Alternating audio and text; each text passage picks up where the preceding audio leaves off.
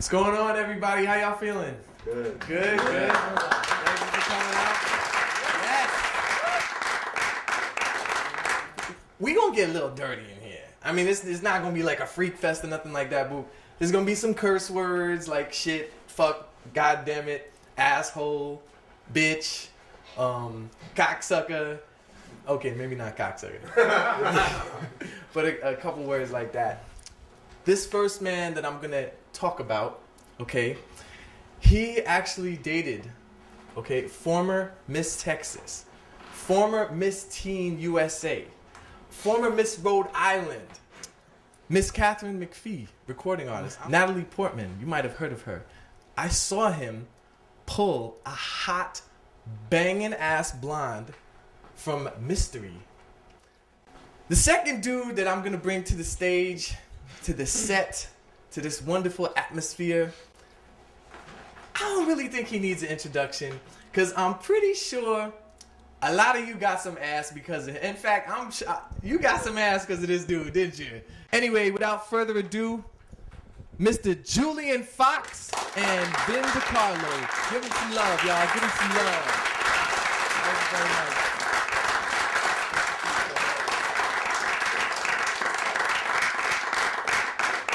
You guys ready to learn some shit? Yes. You know, how far should we take this? I guess we should ask you guys, because we could give you like the G, the PG, right, the PG-13, or we could give you the R-rated version. or the XXX version is available. Triple X. Triple X. All right. Hey. Thank you.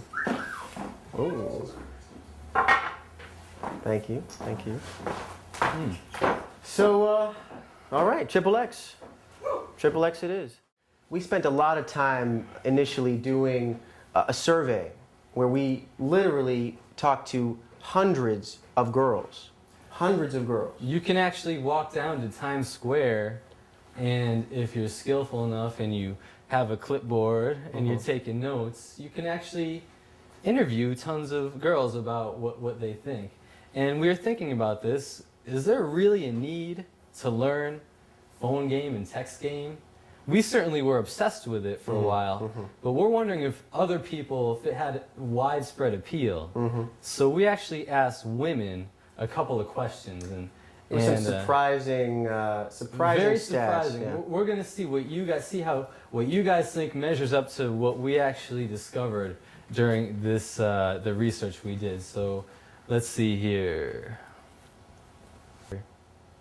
Okay, this is the first question that we had. Have you ever been attracted to a guy, but then lost interest because of something he did via phone or text? You know, that's not something people usually think about. Right. But it's important if we're going to be studying this stuff. Right? What do you guys think here? How many women do you think, just throw out some numbers, what do you think women, you know, how many women do you think responded to this? 75%. 75%? 75%. It's pretty high. 90%. 96.9% women initially attracted through the first interaction, and the guy fucked up. And these girls, the 3.1%, were probably just ugly, and guys don't ever talk to them. So they didn't have anything to compare it to. Survey question number 2. Out of all the guys you've slept with, approximately what percentage happened the same day you met them? Because we want to know if this is something like, you know, maybe people don't even use phone. Maybe they're just pulling ass, you know, on the same day. It happens. It certainly happens. But how common is this thing? How important should you know, how much time should you commit to learning texting and phone game? Let's see. What do you guys think on this one?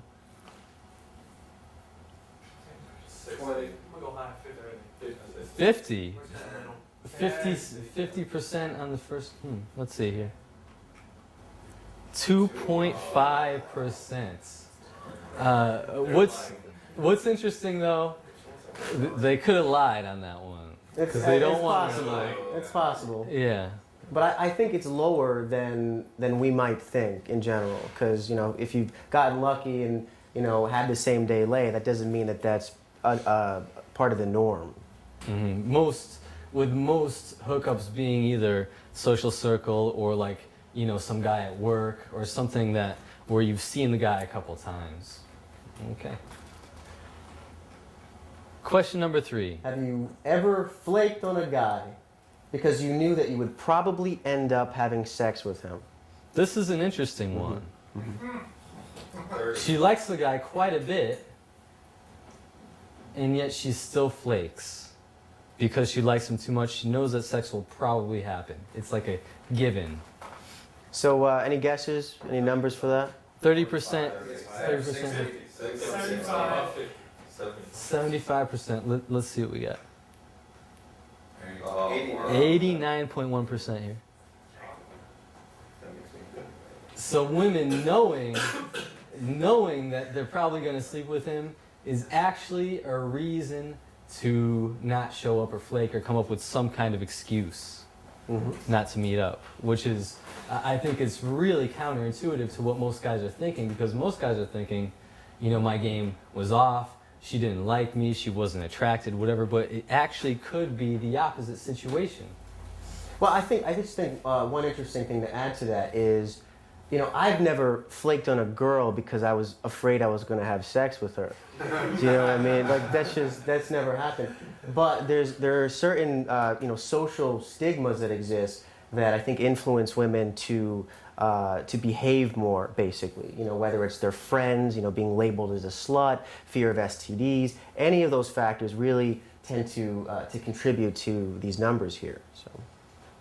And the last question, kind of a loaded question. If there was a product that could teach guys how to communicate better on the phone and through texting, would you encourage them to get it? Notice, I think the way that we phrase this is a little influence. Let's see what happened here. 99.9%. Although probably not this product. Not this product. Yeah, no. But I really like follow-up game, and there's quite a few reasons.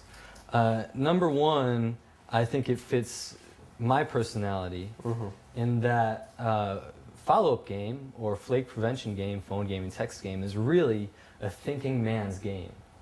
Right? There's a lot of stuff that if you go out and you're talking to women, it depends on like fast reaction time and kind of being in the right state. But if you are more analytical, like I am, and you like to think and solve problems and kind of perfect these strategic kind of moves to make things happen, follow-up game is really, really well suited to that.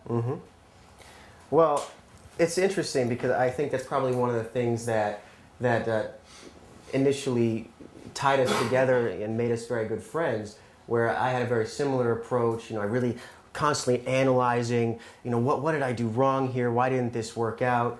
And we've been working on this now for a year and a half, I think. I think it's closing. It was a year and a half when we started thinking about developing this. Right. Altogether, probably 2 years, where we have literally we recognize in each other that we had this just fascination, this passion for really trying to figure this out. So we started working on phone calls and on texting. And how many hours would you say that we probably cumulatively put into this? This is embarrassing, and I'd like the ladies in the audience to cover your ears for a moment while we reveal this. But we probably put hundreds of hours, hundreds of at hours. least, into developing this system. And what that consisted of was basically talking on the phone, getting lots of different phone numbers. Yeah, field testing, constantly testing to see if this works. Does this work? Everything that we are about to talk about, by the way, every single technique in here has been tested countless times by the both of us. It's not just something that we tried once and it works. Everything that we're going to teach you has worked consistently over, dozens of times. And, we have phones that have the ability to mass text, so we could literally do an experiment, a scientific experiment, where we could take examples and split test it over, say, a list of 300 women, send out maybe 3 or 4 different things and measure the responses and see what worked and what didn't work, and then actually track the conversions and see what actually got them to not only meet up, but also if we could close the deal.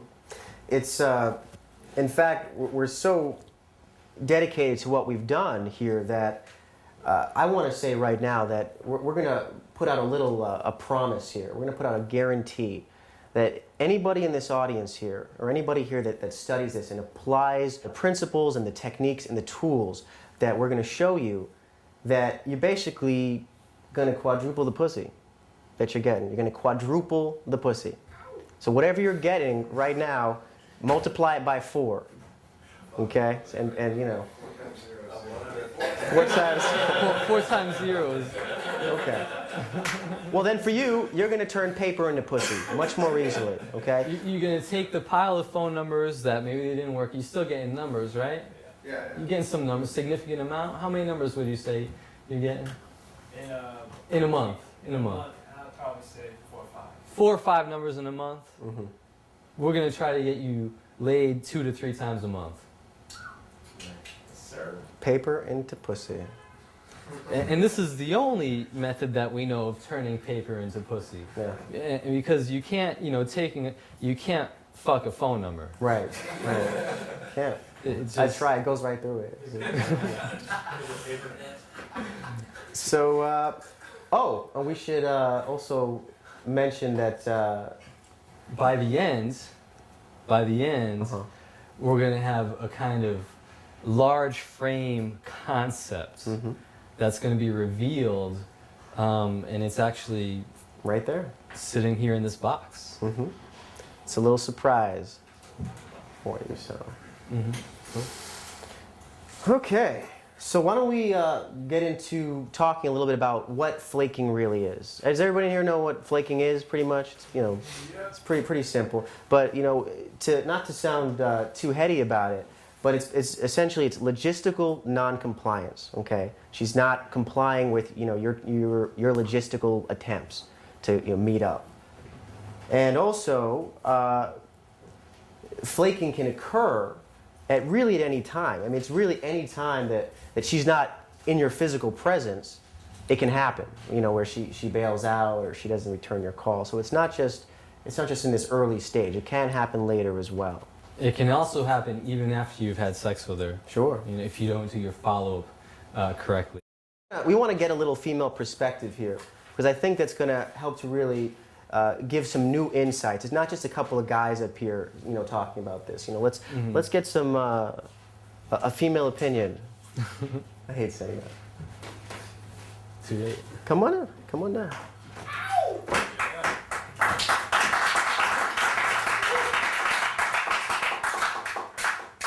Hi. Hello. So this is Alex, everybody, and Alex is going to share some of her insights with us. Do we have a first question for her? Yeah, well, I think a very important thing, and probably the first thing we can talk about, is so flaking stuff. There's certainly preemptive stuff, but what would be going through a woman's mind or your mind when a guy is getting your phone number? Right. There's probably different situations depending on the interaction, but typically, what's going through your mind? Well, women generally try to use their intuition when they first meet a guy. So you try to determine whether or not you think he's going to be creepy and a stalker. So that's like the first thing. You can cross that off your list then. Giving out a number isn't as bad. What are some cues that might make you think that the guy might be a stalker? That's hard to pinpoint. It's just the impression you get, really. That's like an energy kind of a thing. Yeah. Yeah, a vibe. Yeah. It's much more intuitive.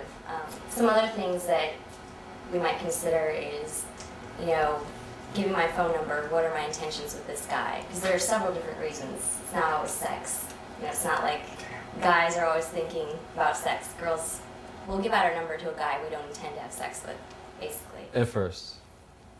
Well, it could happen eventually, yes, but original intention. Is this guy dating material? Do I think I could have sex with him? Or is this guy just someone that I could be friends with and have fun with. Because sometimes I'll give a number to a guy and I know I'm never going to have sex with him, no matter what happens.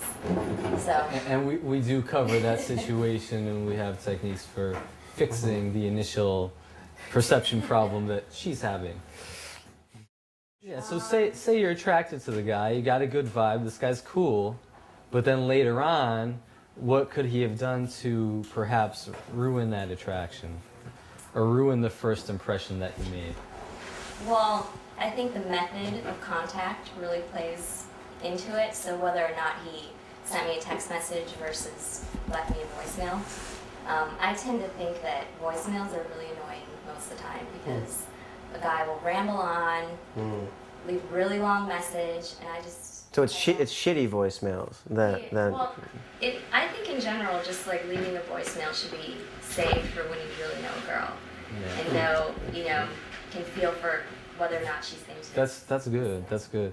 Yeah. I've had girlfriends that have told me they've actually played voicemails that other guys have left them, and they're just the number one thing is that they're way too long. Right. Yeah. And the guy's trying to kind of game her through the voicemail, which is just lame. He's talking about, I just went to this art show and I had to buy this painting that, just trying to prove that he, either has wealth or he has an exciting life or whatever it is. Don't try to do that on the voicemail. It's not the place. So keep it short, and that's where text messaging can be helpful. Other than that, let's see. What are some other things? So besides the long, annoying voicemails, calling at bad times if you do decide to call, which isn't a bad thing. But you need to take into consideration a girl's schedule. Does she work during the day? Does she stay up late, or does she go to bed early? Because it's really, that can blow it if a guy calls and wakes me up and I have to work the next day. I actually enjoy doing that, for the record. Because if she answers, and you overcome it, she'll then rationalize later that there was a reason why she interrupted her sleep to sleep with you. It depends on the situation, but Okay. just expressing too much interest too soon, just being really transparent in what your objective is. If your objective is to just have sex with me and you make it really obvious, that's annoying, and you blew it, basically. Let's see. Not understanding that a girl can just be generally really busy and you're not giving her enough time to respond before you start texting or calling again. There really isn't a specific time frame that I can give you. You just kind of have to use your intuition with the situation. But if you think that a girl's busy, she's in school, she has work, and she hasn't gotten back to you right away, there's a reason. So don't try to contact her again right away. That's good. Cool. Are there any this is just a side question, are there any venue suggestions that, a guy could make that would make you more compelled to actually show up? Like karaoke or something?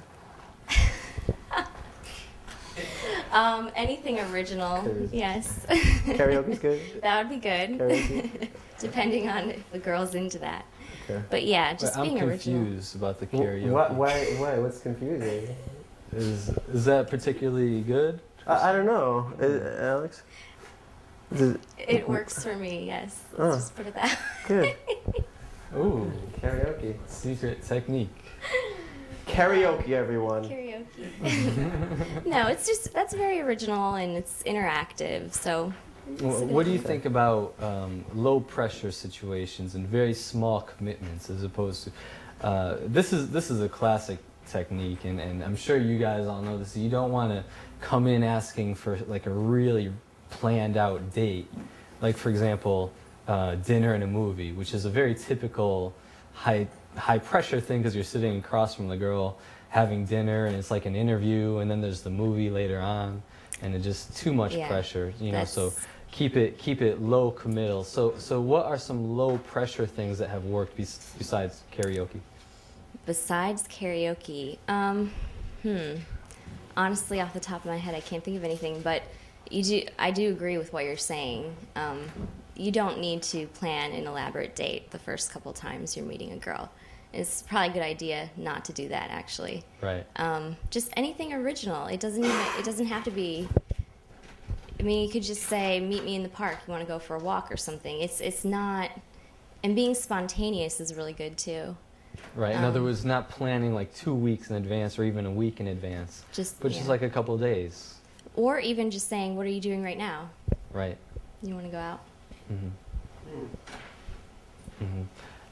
That's a mindset thing, I think, because women actually are coming from a different state of mind. They have many more options than most guys, and so making these plans in advance, it's a mindset thing where a woman is kind of thinking like she might wait and see if something better comes up. Where if you catch her at a time when nothing's going on, you can do something really spontaneously. A lot of time you'll have a lot of success with that. Yeah, and in other words, don't plan your dates, a week in advance or even 4 days in advance. I think it's just a key sort of idea here. Mm-hmm. To Either throw in. immediate or 1 or 2 days. Yeah. Max. Yeah. Unless it's a really special event that she's going to say yes to. That would be the only exception in my mind. Right. That she will definitely say yes to this. Right. That's right. Yeah. So. Also, I saw the survey and I was actually surprised a little bit. But can you comment on why a woman might flake on a guy who she definitely knows she's going to have sex with? I don't know if women always definitely know they're going to have sex with a guy because it's not necessarily the number one thing on our minds. Considering if I get together thought with it was this guy, possible. yeah, if she's like, if I get together with this guy, it's probably going to lead to sex. Really, I mean, there are many different life circumstances that could play into it. Is she really stressed out at work? She just really generally busy and has other priorities that she considers more important. Then she'll just put that guy in the back burner. Mm-hmm. She might really like him and be interested in him sexually, but Does it ever stop you if you think, oh, this guy might be a player, he's a player, he does this all the time? Does that stop you? For most girls, yes, it does, I would say. Okay. Cool. That's good. All right. But- Is there anything else you might want to add or share Let's for these guys? see. Help these guys get more pussy? Yeah. Well, that's the thing. It's okay. It's pussy. It's okay. Pussy. Try not to be too overtly sexual too soon, because you can't assume that a girl is in the same mindset that you are when it comes to sex. Ooh, That was insane. It was. So, just try to keep it low. Even if you're really excited and you think the opportunity's there, don't mention it.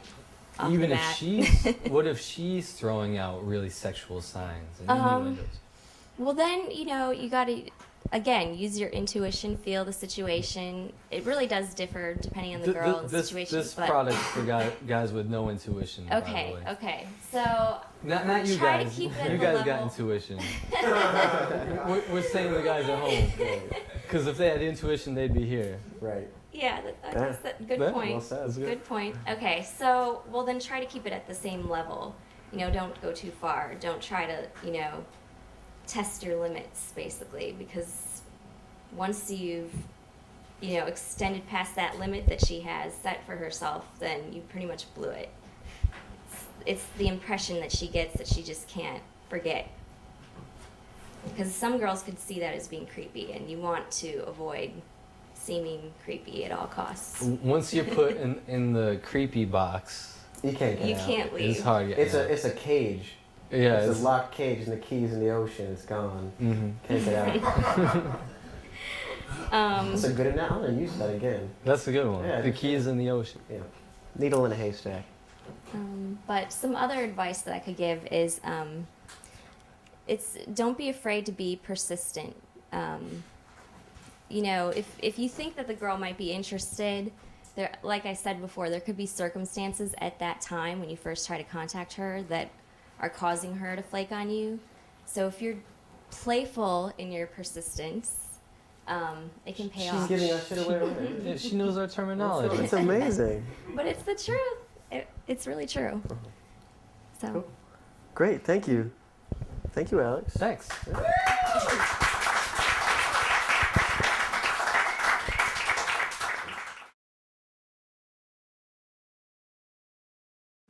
Number one, do not take flaking personally. Okay? It's not you. It's really her. Well, I think in many cases, it really actually is not you. And there are probably some cases that it is you, and for that reason, it's worth really analyzing what you're doing. But just for your mindset, for the benefit of your mindset, you want to really not take it personally. Assume it isn't. Have that frame of mind. For two reasons. Number one, I'd say 80% of the time, it's not you. Yeah. And maybe 20% of the time, the game that you're using in the beginning wasn't as tight as it could be. But the other reason to assume that it's not you is that mindset is going to help you and help your future progress and help the results that you're going to get in the future. So. Right. Number two, so it is not proof. Again, this is a continuation of that idea, but it is in no way proof that you are unattractive or lame or anything like that. I know a lot of guys. I know I used to a while back actually would automatically assume, if a girl flaked, I wasn't attractive enough, I wasn't cool enough, and you've got to banish that mindset. We're going to show you. Or just like I'm ugly or I'm not big enough or whatever things that insecurities that you may have.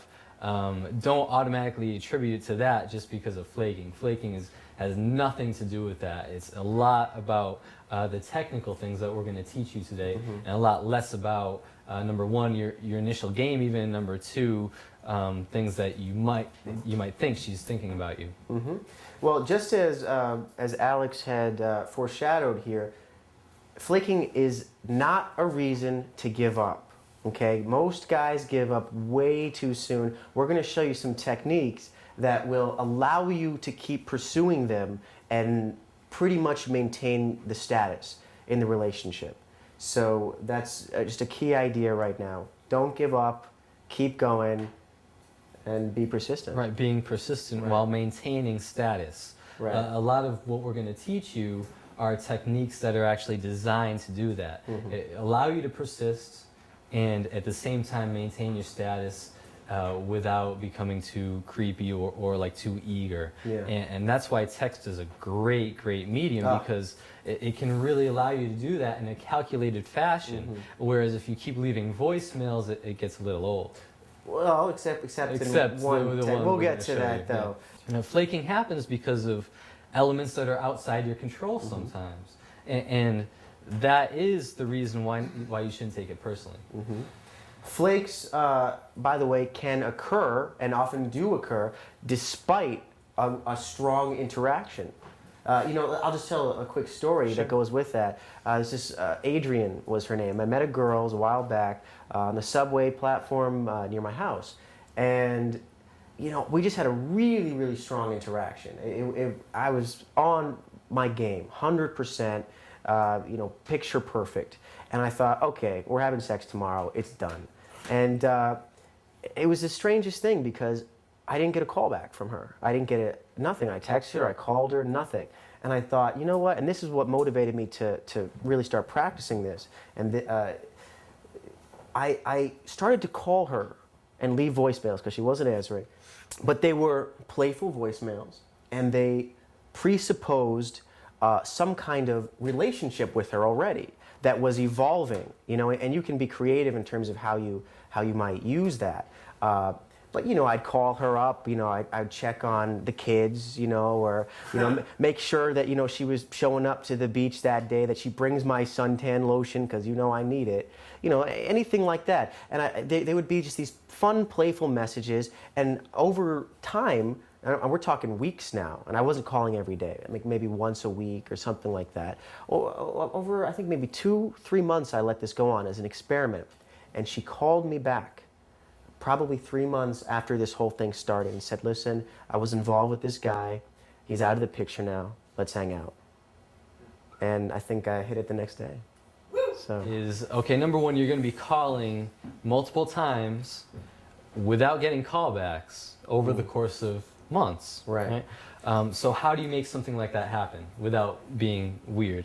Number one, it's not a creepy thing where you're like, hey, you're my girlfriend, you should be calling me. It's not like that at all, right? It's a playful thing. You got to be making jokes. I know you probably flushed your phone down the toilet. Right. I understand. Hate it when I lose my phone. I hate it. Stinks. Something like that. And just on a technical side, don't ever remind her of who you are. Don't call and say, hey, this is Julian, just checking in, want to see if you remembered. Nothing like that. You are going to assume from the frame that you're in, you're going to assume not just does she remember you, but she's constantly thinking about you. Okay, if you can attack it from that psychological frame, you're going to be much more attractive to them.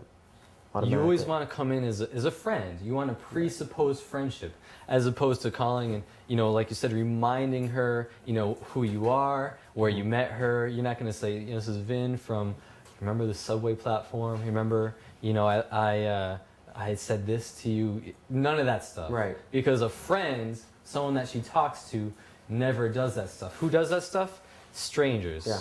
Right? Never remind her, whether it's in a voicemail or in a text message. You never want to remind her who you are or anything like that at all. Never say this is Vin or where you met them. Always presuppose friendship. Think about the ways that you text your friends right now. Right? And you're being funny. You send something about something that happened to you that day, and that's just funny, or you're being playful with the person that you're texting. The stuff that you're doing with your friends, you should be doing with the woman, because that's going to make her feel comfortable. So, on that similar note, flaking is not always due to a lack of attraction, as we've already established, but it is actually sometimes there's too much attraction, or she assumes that you're a player. So, just wanted to reiterate that point there to help have that mindset to really not be taking it personally again. Mm-hmm. So. Okay, here's one way to do that. If you're having trouble with that, if you still are taking it personally, it's actually, you want to try to train yourself. This is what I've done. You want to train yourself to associate pleasure when a girl flakes on you. So when a girl flakes on you, try not to get upset. Try to, there are psychological tricks to help, train yourself to do this. But you want to associate pleasure with it. Why? What is the reason that you associate pleasure with it? Because you're going to learn from it. We're going to show you some techniques to where pretty much every time a girl flakes on you, you are going to be able to learn from it and correct yourself for the next time. That's a big part of this. I can't emphasize that enough. The reason that Vin and I have perfected this to the extent that we have is because of the amount of just analyzing and looking back at what we've done. So associate pleasure when a girl flakes.